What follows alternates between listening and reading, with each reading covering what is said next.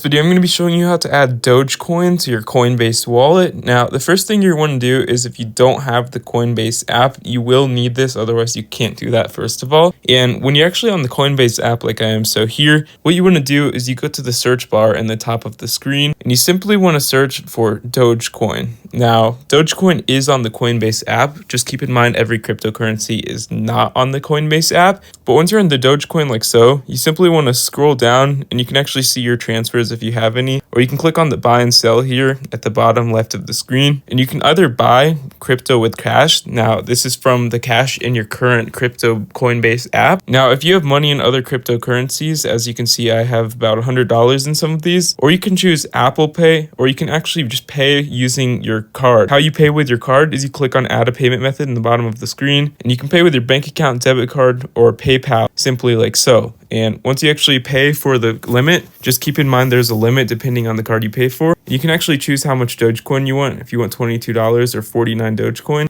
And as you can see, click on review order and it will simply allow you to buy Dogecoin.